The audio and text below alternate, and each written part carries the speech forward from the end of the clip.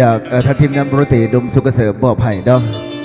เพิ่นขอกันเข้ามาสัตว์เอาเสาเสระบับให้ดูนะสิมอบให้ทางดวงมณีเอบีมาให้เสียงเพลงเอาคอนเซปต์บนสุดบาดี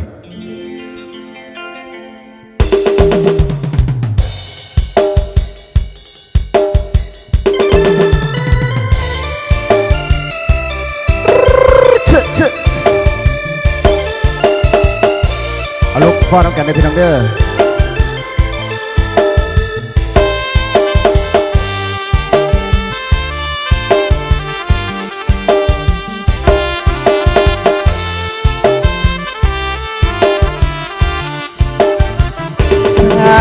แสละบำน้อ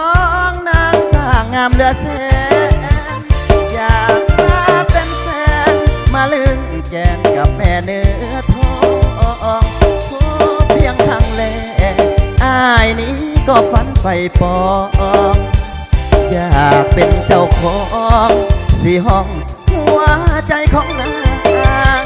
ที่ลูกกงแอวบ้างน้องนางนำใจก็ดีทินแสระบำแห่งนี้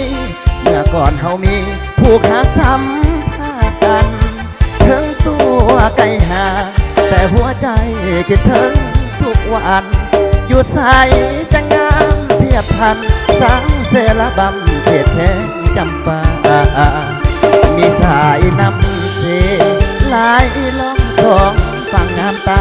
ยำแรงสายลมพัดมาอาบเย็นกายยาเข้มฝั่งน้ำเสสมบูรณ์ทุกอย่างเกียรติใจงามโอเพื่ออาลีข้าวหันแค่ดีก็ดีสมเป็นสตรีที่เขาเลือสาข้าวเสละบังน้องนางอย่าลืมสัญญาโปรดจงคอยทางไอ้สิมาสู่ขอแต่งงานทั้งตัวไกลห่างแต่หัวใจยังหาบ่จางสาวแสละบำคนงามผู้เบาเวียงจันทร์คิดฮอดบ่ลืมเอาขอคำใจดำเจ้าของทีมพดื้อเอามาบอกให้นะ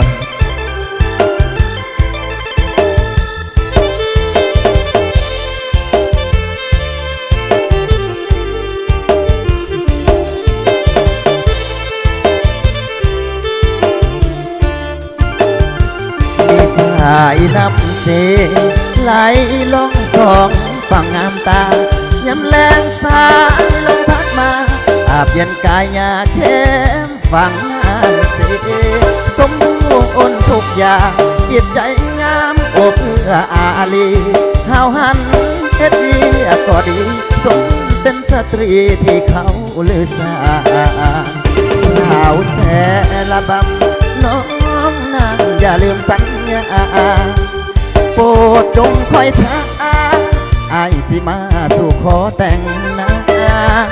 ถึงตัวไกลห่างแต่หัวใจยังหาบ่จางสาวแสละบำคนงามผู้เบาเวียงจันทร์คิดฮอดบ่ลืม